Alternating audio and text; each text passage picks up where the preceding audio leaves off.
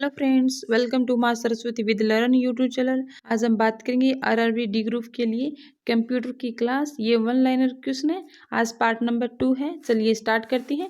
CDRW क्या है? तो ये एक प्रकार की सीडी होती है। इस सीडी पर हम बार बार लिख सकते हैं और बार बार इसे पढ़ा जा सकता है। डीवीडी, इसमें ध्वनि के लिए डोल्बी डिजिटल या डिजिटल थिएटर सिस्टम का प्रयोग किया जाता है और डीवीडी की फुल फॉर्म होती है डिजिटल वीडियो डिस्क होता है। अब बात करते हैं पेन ड्राइव की। इसे यूएसबी यानी यूनिवर्सल सीरियल बस पोर्ट में लगाकर डेटा को संग्रहित करते हैं। इसे हम चेंज कर सकते हैं और इसे हम पढ़ भी सकते हैं। प्रारंभ में प्रोग्राम द्वारा कंप्यूटर को कमांड देने के लिए 0 और 1 का प्रयोग किया जाता है। इसे मशीनी भाषा कहते हैं। आपको पूछ सकते हैं कि मशीनी भाषा में क्या यूज होता है, तो 0 और 1 होता है, यानी कि इसे बाइनरी नंबर कहते हैं। असेंबली भाषा, ये एक निम्न स्तरीय कंप्यूटर भाषा है जिसमें याद रखने लायक कोड का प्रयोग किया जाता है। इस कोड को हम निमोनिक कोड कहते हैं। ये दोनों क्या थी? मशीनी भाषा और असेंबली भाषा निम्न स्तरीय भाषा थी। अब हम बात करेंगे उच्च स्तरीय भाषा की।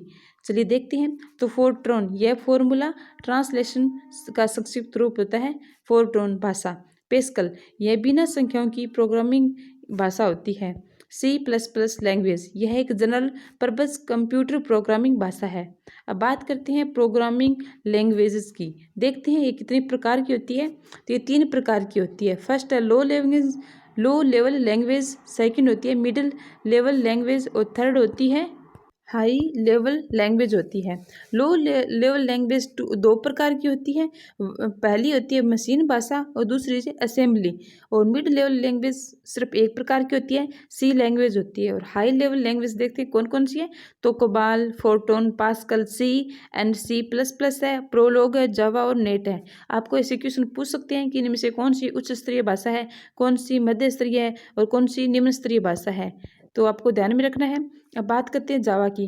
जावा भाषा है वो सी और C++ के तरह ही है, लेकिन इसमें पूर्णतः ऑब्जेक्ट मॉडल का प्रयोग किया जाता है। लिस्प कृत्रिम बुद्धिमत्ता के अनुसंधान क्षेत्र में काम आने वाली सहायक भाषा है। यह बहुत पुरानी उच्च स्तरीय भाषा होती है। तो ये आपसे पूछ सकते हैं, इंपॉर्टेंट है कि कृत्रिम बुद्धिमत्ता यानी कि AI में कौन सी भाषा यूज की जाती है, तो लिस्प की जाती है। कोबाल के बारे में बात करते हैं। यह डेटा प्रोसेसिंग में काम आने वाली एक भाषा है। इसका उपयोग वाणिज्यिक कार्यालयों में किया जाता है। किसका? कोबाल का। और कोबाल की फुल फॉर्म होती है कॉमन बिजनेस ओरिएंटेड लैंग्वेज होती है। चलिए देखते हैं आगे। बेसिक भाषा कौन सी होती है? यह PC पर काम करने वाली एक प्रचलित प्रोग्रामिंग भाषा होती है। और बेसिक की फुल फॉर्म होती है beginner all purpose symbolic instruction code होती है। लोगो, ये लोगो क्या है? तो इस भाषा का विकास लिस्प भाषा के आधार पर किया जाता है। इन लोगों भी की भाषा होती है। अलगोल, इस भाषा का प्रयोग वैज्ञानिक और इंजीनियरिंग उद्देश्यों के लिए किया जाता है। कौन सी का? अलगोल का। इसका अलगोल भाषा है, इसका हम वैज्ञानिक और इंजीनियरिंग उद्देश्यों के लिए करते हैं। C#, इसे CS भी लिखा जाता है। कंप्यूटर सॉफ्टवेयर की बात करते हैं। ऐसे प्रोग्रामों का समूह जो कंप्यूटर सिस्टम की क्रियाओं को नियंत्रण करते हैं, सिस्टम सॉफ्टवेयर कहलाता है। एप्लीकेशन सॉफ्टवेयर, यह विशेष और निश्चित कार्यों को संपन्न करने के उद्देश्य से बनाई जाती हैं, जिन्हें एप्लीकेशन सॉफ्टवेयर कहते हैं। एप्लीकेशन सॉफ्टवेयर के एग्जाम्पल है जैसे MS एक्सेल होता है, MS प्रेजेंटेशन होता है, ठीक है, ऐसे होते हैं। MS ऑफिस होता है। ऑपरेटिंग सिस्टम को मास्टर कंट्रोल प्रोग्राम भी कहते हैं। ऑपरेटिंग सिस्टम का मुख्य कार्य क्या है? तो यूजर और हार्डवेयर के बीच में इंटरफेस प्रदान करना है। यह कंप्यूटर की सभी युक्तियों पर नियंत्रण करता है। अब देखते हैं ऑपरेटिंग सिस्टम कितने प्रकार के होते हैं। तो ये सिंगल यूजर ऑपरेटिंग सिस्टम होता है, मल्टी यूजर ऑपरेटिंग सिस्टम है, और सिंगल टास्किंग ऑपरेटिंग सिस्टम होता है, मल्टी टास्किंग ऑपरेटिंग सिस्टम होता है, मल्टी प्रोसेसिंग ऑपरेटिंग सिस्टम होता है और इंटरएक्टिव ऑपरेटिंग सिस्टम होता है। अब देखते हैं CPM, ये क्या है? तो इसका पूरा नाम control program for micro computer होता है। MS डोज और PC डोज, यह माइक्रोसॉफ्ट कंपनी द्वारा इंटेल 8088 चिप तैयार किया था, ठीक है। तो इंटेल 8088 चिप किसने तैयार की थी? तो MS डोज और PC डोज ने तैयार की थी। अब देखते हैं Mac OS, graphical user interface को अपनाने का श्रेय है इस ऑपरेटिंग सिस्टम को दिया जाता है। यूनिक्स, यह एक बहु उपयोगकर्ता और बहु कार्य करने वाली ऑपरेटिंग सिस्टम होती है। कौन सी? यूनिक्स होती है। सोलारिस क्या है? तो यह ग्राफिकल यूजर इंटरफेस में कार्य करता है। विंडोज़, यह सबसे अधिक उपयोग किए जाने वाला ऑपरेटिंग सिस्टम होता है। लिनक्स देखते हैं। लिनक्स एक प्रसिद्ध ओपन सोर्स ऑपरेटिंग सिस्टम है। यह GU आधारित ऑपरेटिंग सिस्टम है। माइक्रोसॉफ्ट विंडोज़, यह ग्राफिकल यूजर इंटरफेस पर आधारित एक ऑपरेटिंग सिस्टम है जिसे माइक्रोसॉफ्ट और कॉरपोरेशन द्वारा विकसित किया गया था। अब देखते हैं विंडोज़ 10, यह विंडोज़ का नवीनतम संस्करण है। इसका कोड नाम होता है थ्रेशहोल्ड है। डेस्कटॉप, यह वह कार्य क्षेत्र है जहाँ पर कार्य किया जाता है। डेस्कटॉप पर छोटे चित्रों को क्या कहते हैं? आइकन कहते हैं। टास्क बार, जब स्टार्ट बटन पर क्लिक करते हैं तो स्टार्ट मेन्यू प्रकट होता है। ठीक है। अब देखते हैं विंडो स्क्रीन का वह हिस्सा जहाँ प्रोग्राम और प्रक्रियाओं को संचालित किया जाता है। टाइटल बार में प्रोग्राम या दस्तावेजों का नाम प्रदर्शित होता है। यानी ये कंप्यूटर होता है उसके ऊपर होता है ना बार, इसे हम टाइटल बार कहते हैं। नीचे जो बार होती है उसे हम स्टेटस बार कहते हैं। कंट्रोल बॉक्स, डेस्कटॉप में टाइटल बार के बाईं ओर दिखाई देने वाले छोटे आइकनों को कंट्रोल बॉक्स कहते हैं।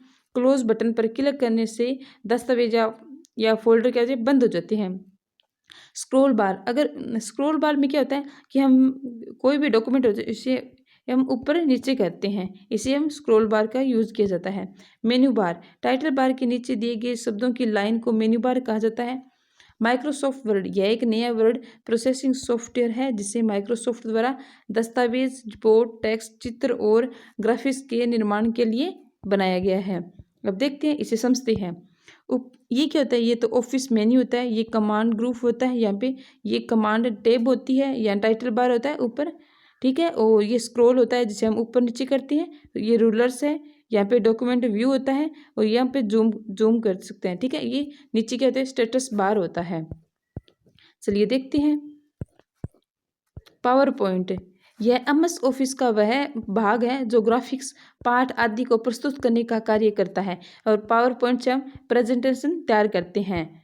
ठीक है। और MS एक्सेल, यह एक स्प्रेडशीट प्रोग्राम है जिसका उपयोग सामान्यतः अकाउंटिंग और से संबंधित कार्यों के लिए किया जाता है।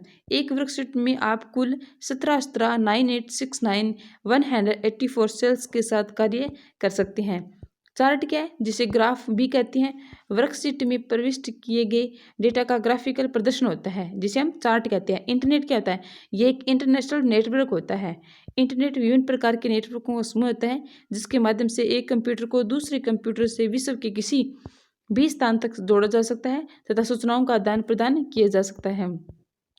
विश्व में पहले नेटवर्क का उपयोग US डिपार्टमेंट द्वारा किया गया था जिसका नाम क्या? ARPANET था। और ARPANET की फुल फॉर्म होती है advance research project agency network है। इंटरनेट की सेवा प्रदान करने वाले को क्या कहते हैं? ISP कहते हैं। और ISP की फुल फॉर्म होती है इंटरनेट सर्विस प्रोवाइडर होती है। चलिए देखते हैं WWW।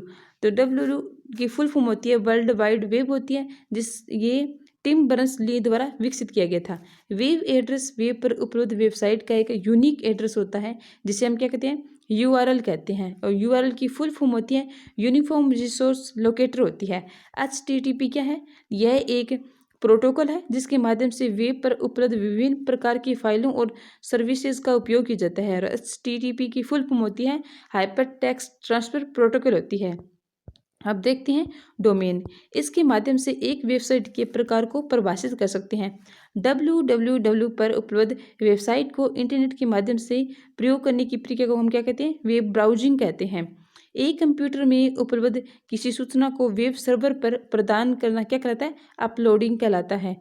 ईमेल के माध्यम से प्राप्त होने वाले सभी प्रकार के मेल को एक स्थान पर रखा जाता है जिसे हम कहते हैं मेल बॉक्स कहते हैं। ईमेल का उपयोग करने के लिए उपयोगकर्ता को एक यूजर नेम की आवश्यकता होती है जिसे क्या कहते हैं? ईमेल एड्रेस कहते हैं। देखते हैं आगे। इंटरनेट के माध्यम से वस्तुओं या सेवाओं का खरीदना या बेचना क्या कहलाता है? ई-कॉमर्स कहलाता है। एक मोबाइल फ़ोन या PDA के माध्यम से वस्तुओं या सेवाओं का विपणन मोबाइल कॉमर्स कहलाता है। इंटरनेट के माध्यम से बैंक की विभिन्न प्रकार की सेवाओं का उपयोग करना इलेक्ट्रॉनिक बैंकिंग कहलाता है। अब बात करते हैं इलेक्ट्रॉनिक बैंकिंग की। तो इलेक्ट्रॉनिक बैंकिंग के माध्यम से पैसों के आदान प्रदान की प्रक्रिया को EFT यानी इलेक्ट्रॉनिक फंड्स ट्रांसफ़र कहा जाता है। एफ कितनी प्रकार की होती है? तो 2 प्रकार की होती है। पहली है NEFT और दूसरी है RTGS। NEFT national electronic fund transfer है और RTGS real time gross settlement है। एक नेटवर्क पर एक समय में बढ़ने वाले लोड के कारण डेटा के आदान प्रदान में आने वाली देरी को क्या कहते हैं? नेटवर्क कंजक्शन कहते हैं। जब 2 या 2 से अधिक कंप्यूटर को सूचना प्रदान करने या किसी हार्डवेयर को साझा करने के लिए जोड़ा जाता है तो इसे क्या कहते हैं? कंप्यूटर नेटवर्क कहा जाता है। सर्वर कंप्यूटर नेटवर्क में एक ऐसा कंप्यूटर है जो विभिन्न प्रकार की सूचनाओं और सेवाओं का क्या कहते हैं? प्रदान करता है। एक नेटवर्क में 2 या 2 से अधिक कंप्यूटरों को जोड़ने के लिए एक डिवाइस का प्रयोग किया जाता है जिसे नेटवर्किंग डिवाइस कहते हैं।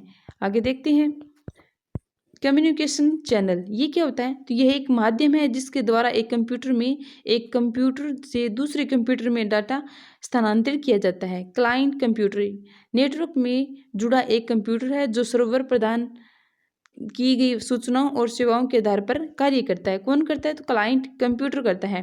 पेन क्या होता है? तो पेन होता है एक पर्सनल एरिया नेटवर्क होता है। इस नेटवर्क का उपयोग सामान्य उद्देश्य के लिए उपयोगकर्ता द्वारा अपने विभिन्न प्रकार की डिवाइसेस को आपस में डेटा स्थानांतरित करने के लिए किया जाता है।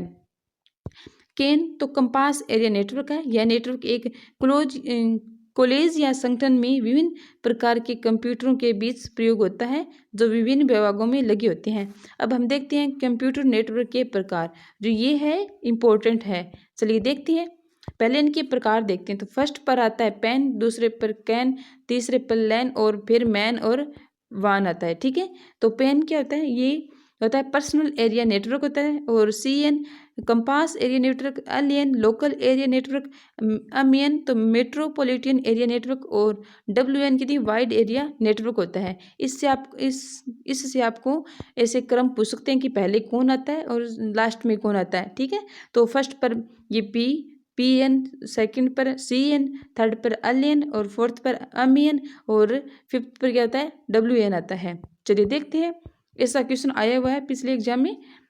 एक स्थानीय क्षेत्र में विभिन्न प्रकार की डिवाइसेस को आपस में जोड़ने के लिए प्रयोग में लाए गए नेटवर्क को LAN कहते हैं। एक शहर में विभिन्न प्रकार की डिवाइसेस को आपस में जोड़ने के लिए प्रयोग में आने वाला नेटवर्क MAN कहलाता है। और WAN तो वाइड एरिया नेटवर्क का उपयोग कंप्यूटरों को वैश्विक स्तर पर दूरस्थ डिवाइसेस से जोड़ने के लिए प्रयोग किया जाता है। एक कंप्यूटर नेटवर्क में कंप्यूटरों को जिस माध्यम से आपस में जोड़ जाता है इसे क्या कहते हैं?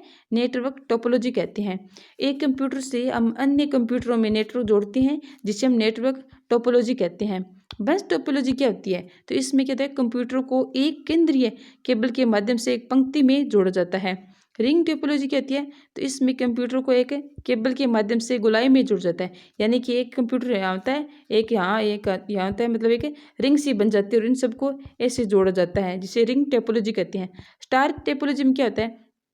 तो इसमें क्या होता है? इसे स्टार की तरह कंप्यूटरों को जोड़ा जाता है जिसे हम स्टार टोपोलॉजी कहते हैं। और कंप्यूटर में एक क्या होती है? एक केंद्रीय डिवाइस जिसे हब कहा जाता है के माध्यम से जोड़ जाता है स्टार टोपोलॉजी में। ट्री टोपोलॉजी में क्या होता है? तो कंप्यूटर को विभिन्न स्तरों में जोड़ जाता है, यानी कि इसमें पेड़ की तरह जोड़ा जाता है। यहाँ पे कंप्यूटर होता है, ऐसे जोड़ जाता है इसमें, जिसे हम ट्री टोपोलॉजी कहते हैं। अब बात करते हैं मेश टोपोलॉजी की। इसका उपयोग इंटरनेट में किया जाता है। ओके फ्रेंड्स, लाइक करें, सब्सक्राइब करें। Thank you so much.